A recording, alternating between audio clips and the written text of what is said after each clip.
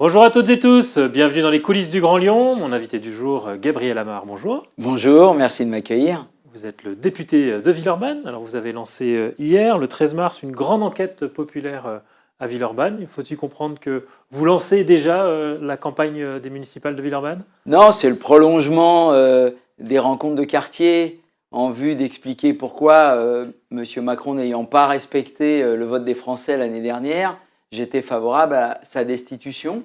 Donc j'avais fait le tour comme ça de 12 quartiers de Villeurbanne. Et là, je recommence pour alimenter le travail de députés, à recenser leur colère vis-à-vis de la situation dans le monde, vis-à-vis de la situation en France, et éventuellement, s'ils ont d'autres remarques à me faire remonter. Et puis, je leur pose aussi une question sur leurs priorités par rapport aux faits de société, à leur vie quotidienne, et puis s'ils ont une proposition concrète à me soumettre. Avec tout ça, je ferai un certain nombre de rendez-vous, un premier rendez-vous d'étape au mois de mai avec Manuel Bompard pour montrer que ce travail qui favorise l'implication citoyenne, nous avons des éléments de réponse à l'heure où le racisme, l'antisémitisme, le chacun pour soi montent. Et malheureusement, il y a une course de vitesse avec l'extrême droite pour savoir si ce sont les bienveillants, les partageux, ceux qui protègent et ceux qui défendent, comme nous, qui allons gagner la partie, ou si c'est le racisme, l'égoïsme, le chacun pour soi, qui va l'emporter. Il y a d'ailleurs une manifestation le 22 mars, place Bellecour à 14h30, et j'invite tout le monde à y aller. Donc on va avoir ce rendez-vous avec Manuel Bompard au mois de mai, et puis la clôture de l'enquête populaire se fera avec Mathilde Panot, parce que nous ne faisons pas une enquête populaire par hasard. Nous, les Insoumis, nous voulons favoriser l'implication citoyenne. Les gens ont confiance en nous, nous nous inscrivons dans la durée, nous avons de la cohérence politique, nous cherchons à nous attaquer aux problèmes, aux maux, à ce qui fait souffrir à la racine, pour y apporter des réponses à tous les échelons. L'échelon national, bien sûr, l'échelon local aussi, à la métropole, nous avons des élus insoumis, au conseil municipal, nous avons aussi des élus insoumis. Donc, favoriser l'implication citoyenne, co-construire avec les habitants les réponses, ça prépare aussi les esprits à une nouvelle manière de faire de la politique où on cherche à passer à une 6e République qui soit moins verticale, beaucoup plus horizontale. C'est ce que nous entendons faire avec une constituante pour le pays. Donc, au plan local, nos chefs de file pour les municipales comme pour la métropole, à Villeurbanne, entendent déclencher de l'implication citoyenne pour co-construire les réponses aux problèmes qui se posent à chacune et à chacun dans Villeurbanne, mais plus généralement, les Insoumis font ça dans le Rhône et dans tout le pays. Alors, je vous pose la question plus personnellement et plus directement. Depuis que Jean-Luc Mélenchon a annoncé que le Parti socialiste ne faisait plus partie des alliés de LFI, non mais M. Mélenchon n'a rien annoncé. M. Mélenchon a fait comme moi. Il a constaté que une partie des députés, en l'occurrence les socialistes, mais pas tous, attention, finalement, après avoir été élus pour constituer une alternative à la politique de sang et de larmes de M. Macron, finalement, il laissait passer un budget dans lequel il y avait des coupures budgétaires, puisqu'ils ne se sont pas opposés à son adoption par 49.3 en refusant de voter la censure. Donc nous avons constaté que les socialistes avaient oublié pourquoi ils avaient été élus, c'est-à-dire pour remplacer la politique de M. Macron par une autre politique qui est celle du programme du Nouveau Front Populaire. Donc oui, une partie des socialistes ont décidé de sortir du NFP et de faire autre chose. Bon, moi j'espère qu'ils reviendront à la raison. Pour l'instant, ma responsabilité de parlementaire, mais aussi de responsable d'une grande force politique qui constitue un outil pour les classes populaires de ce pays et l'ensemble des retraités comme des actifs et des artisans commerçants qui peinent et qui triment, eh bien, c'est de continuer à rester fidèle à ce pourquoi on a été élu à toutes les élections, et donc avec cohérence politique. Et donc préparer des listes de la France Insoumise dans toutes les scrutins, dans toutes les villes aux prochaines municipales. Non, des listes de rassemblements qui fédèrent sur des programmes qui déclinent sur la question de la gratuité des services publics et la quantité de services publics, sur la question de la bifurcation mais sans le Parti socialiste. Avec tous ceux qui veulent, dès lors qu'ils ne renoncent pas à la cohérence politique d'ensemble qu'il s'agit d'affronter les politiques libérales et toutes les formes de racisme et de déclinaison de ce racisme. Quand M. Retailleau court après Mme Le Pen pour défendre quasiment les mêmes thèses qu'elle, vous comprenez qu'il y a un problème à voir le PS ne pas censurer le gouvernement de M. Bayrou. Et alors Cédric Van Stevendel, vous faites partie de sa majorité à Villeurbanne, vous aviez été élu avec lui dès le premier tour, d'ailleurs allié dès le premier tour la dernière fois. Cette alliance, elle ne se reconduira pas de manière automatique? Écoutez, non, pour des raisons nationales. Pour des raisons évidentes, c'est que les citoyennes et les citoyens veulent voir qui est cohérent politiquement. L'élection municipale n'est pas neutre. C'est un moment où soit on entérine les politiques d'austérité, soit on essaye de partager, de faire en sorte de porter des projets émancipateurs. Quand on ne bloque pas le budget de M. Bayrou qui fait des coupes qui touchent directement le budget de Villeurbanne comme des autres communes de France, quelque part, c'est qu'on est d'accord avec ces politiques d'austérité. Les Français en ont marre d'avoir des gens qui, à Paris, défendent une position et rentrent à la maison et finalement pleurent parce que l'hôpital ferme, le service public ne peut plus rester ouvert, la poste ferme, les transports ne desservent pas le quartier et puis en plus on nous punit parce qu'on n'a pas les moyens de changer de voiture avec la ZFE. Non, je veux dire, à un moment donné, les gens ne sont pas bêtes. Ils voient où est la cohérence politique. Donc moi, je plaide pour que les socialistes de Villeurbanne restent fidèles au NFP et désobéissent vis-à-vis des choix nationaux. Mais ça, ils vont s'exprimer dans leur congrès. Je les laisse trancher leur affaire librement et démocratiquement. Mais nous gardons la porte ouverte à tous ceux qui veulent participer de ces radicalités concrètes et qui vont arrêter de faire souffrir les gens. Question personnelle, parce que la question est posée aujourd'hui. Est-ce que vous ambitionnez de devenir le prochain maire de Villeurbanne? Vous savez, je m'en suis déjà confié à vous. J'ai déjà été 25 ans élu local, président d'agglomération, maire d'une grande ville dans une autre vie avant de revenir dans mes pénates de famille à Villeurbanne. Mais non, je ne l'envisage pas. J'essaye de faire en sorte que la jeune génération marche devant. J'ai été adjoint maire à 22 ans, maire à 28 ans. C'est leur tour. Moi, donc, je me rends utile à ce qu'il y ait de la cohérence politique, à ce qu'on se rassemble, à ce que l'on fédère. Il n'y a pas d'ennemis à gauche. Il semblerait qu'il y ait des concurrents, pourvu que ça change. Nous, on a vraiment envie de rassembler. Il n'est pas question de participer à la division pour la division. Il n'est pas imaginable de donner des villes de gauche à la droite dans notre pays, donc pas plus dans le Rhône ou dans la métropole. Comment vous qualifiez Jean-Paul Bret, Comment vous qualifiez Jean-Paul Bret, on imagine qui pourrait se représenter la prochaine fois? Ça m'intéresse peu ce que veut faire ce monsieur, pour la simple et bonne raison, c'est qu'il divise son camp.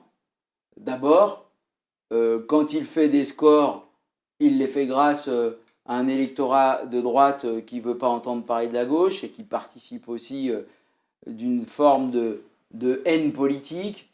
Donc j'ai envie de dire, c'est pas à moi qu'il faut poser la question, ça m'inspire que du mépris. Dans les classes populaires de Villeurbanne, personne ne s'intéresse à ça. Monsieur Macron veut nous emmener dans une confrontation avec la Russie, alors que l'heure serait plutôt à la paix, à descendre d'un cran, à favoriser la diplomatie. On va nous trouver de l'argent pour aller faire une guerre qui est perdue d'avance, alors qu'il faudrait faire en sorte que l'Ukraine soit protégée. Il faut laisser les Ukrainiens à leur sort. Et les Ukrainiens d'abord, et ensuite qu'on ne provoque pas avec des missiles, avec un renforcement de l'OTAN sur notre continent, Monsieur Poutine. Parce que nous avons besoin de moyens pour les hôpitaux, pas pour les armes. Nous avons besoin de moyens pour les communes, pas pour une escalade mortifère sur le vieux continent.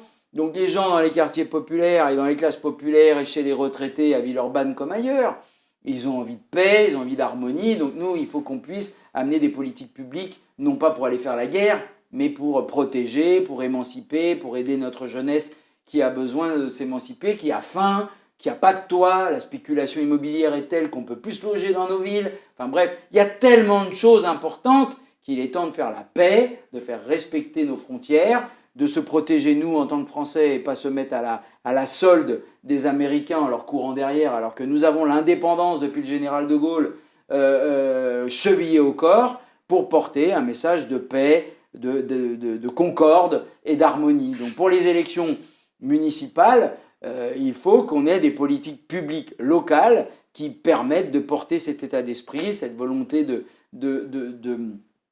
protéger et de défendre les plus faibles et tous ceux qui ont besoin d'avoir une vie douce. Voilà. Et les querelles internes au Parti socialiste ou les retours de flamme d'anciens élus, franchement, sont aux antipodes de ce qui est important à ce jour. Alors, je voulais faire relativement court, je prendrai quand même un peu de temps pour parler de l'eau, notamment de la pollution au PFAS.